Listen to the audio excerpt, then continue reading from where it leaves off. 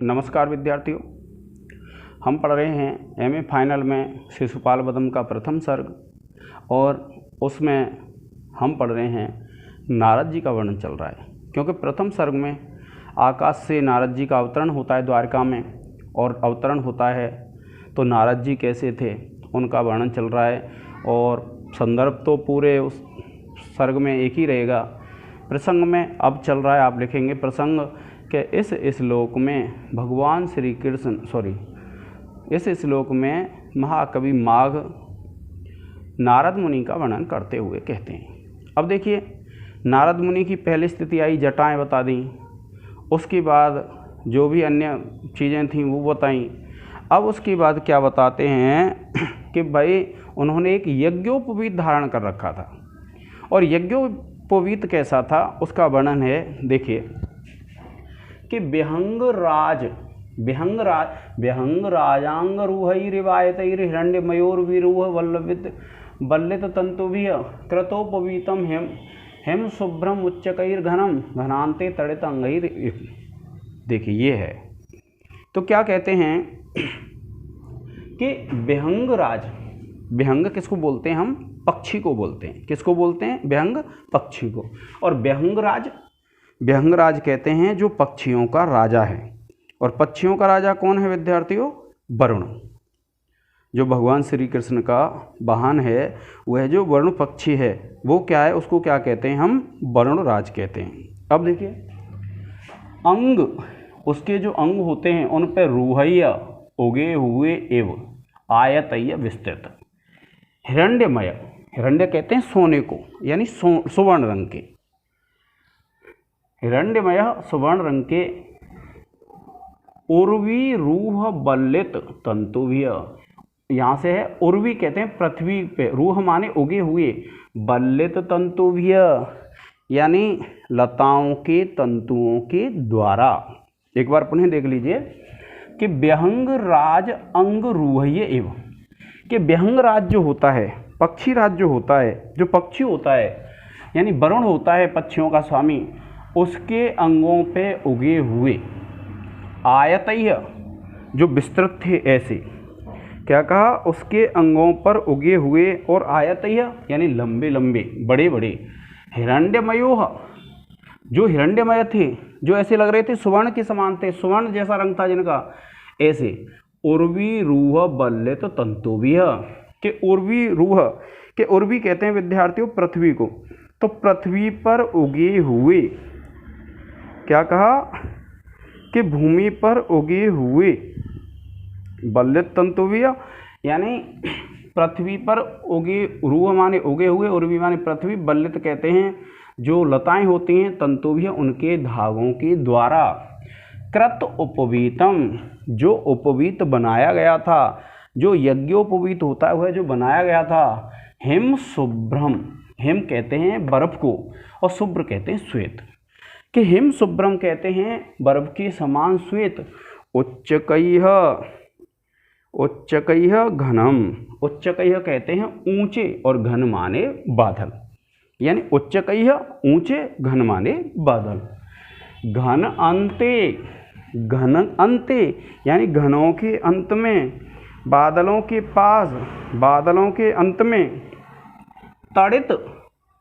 तड़ितांगणैरेव के तड़ित कहते हैं विद्यार्थियों बिजली को। तो क्या कहा है? तड़ित अंगणैः एव यानी जो बादल होते हैं, तड़ितांगणैः एव के बादलों के समान। क्या कहा? तड़िताम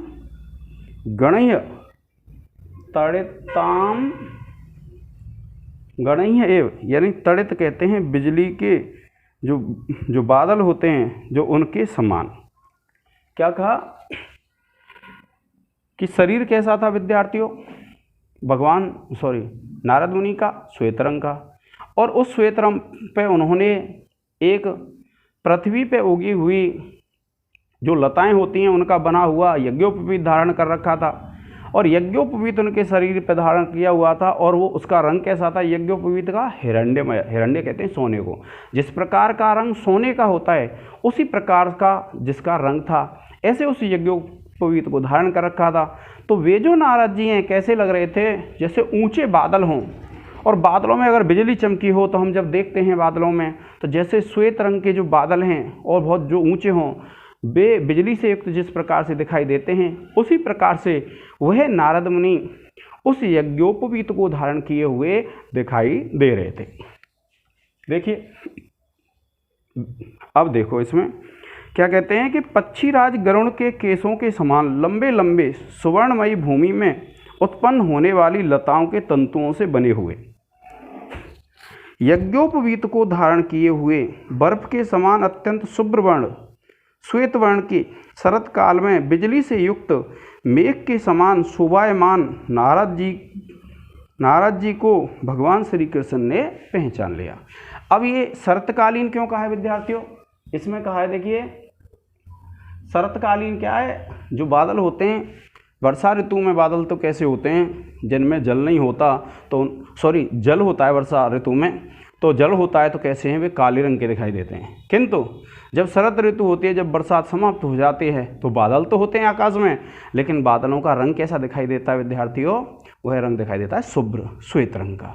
तो जिस प्रकार से बादलों में बिजली चमक जाए, और बिजली चमक जाए तो जिस प्रकार से नीचे से देखते हैं तो बादल दिखाई देते हैं श्वेत रंग के, उसी प्रकार से जो गौर वर्ण के थे, जो श्वेत रंग के थे, वे नारद मुनि तब प्रतीत हो रहे जब उन्होंने सुवर्णमय भूमि पर उत्पन्न हुई जो लताएं होती हैं, उन लताओं से युक्त जो यज्ञोपवीत धारण कर रखा था, तो उस यज्ञोपवीत को धारण किए हुए जो नारद मुनि हैं ऐसे ही प्रतीत हो रहे थे विद्यार्थियों। अब देखिए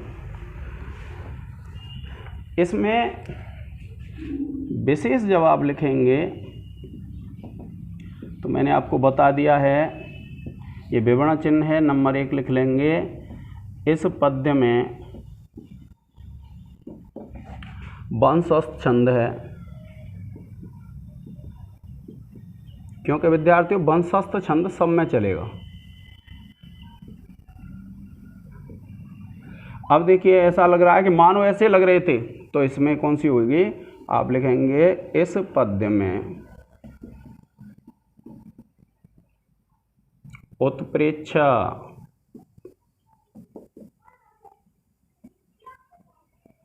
अलंकार है,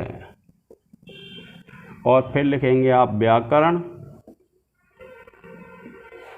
और जब विद्यार्थी व्याकरण लिखेंगे तो देखिए आप एक ये शब्द ले लेंगे, क्या है? घनान्ते।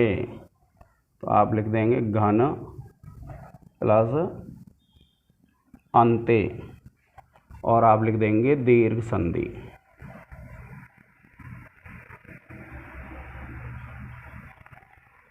उसके बाद दूसरा लिख देंगे विद्यार्थियों, चलो यही लिख लेते हैं दूसरा,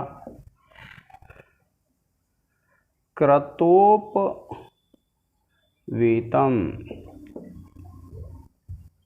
क्रत प्लस उपवीतम, आप लिख देंगे गुण संधि। फिर है विद्यार्थियों ये है गणैरिव।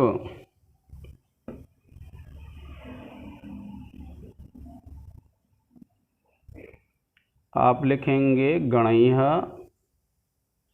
प्लस एव, और आप लिख देंगे विसर्ग संधि।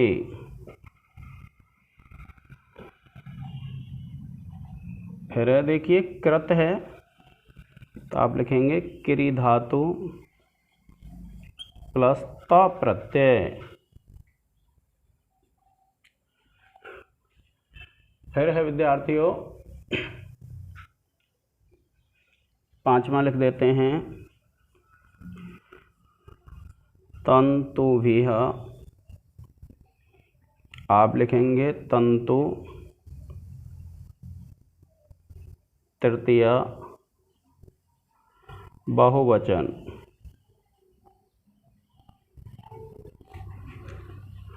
इस प्रकार से विद्यार्थियों आपको क्या करना है, व्याकरण टिप्पणी अवश्य लिखनी है, क्योंकि जो 2-3 महाकाव्य हैं, तो मैंने आपको कल भी बताया था एक वीडियो बना के जो हमारे एक विद्यार्थी हैं जिनको समस्या थी कि हमको अटेम्प्ट कैसे करना है पेपर, मैंने आपको कल भी बताया और फिर बता रहा हूँ और बार बार बताता आया हूँ कि जो महाकाव्य में उसमें आपको क्या लाभ है कि जो महाकाव्य होते हैं उन महाकाव्यों में एक छंद एक ही चलता है, तो आप छंद लिख देंगे।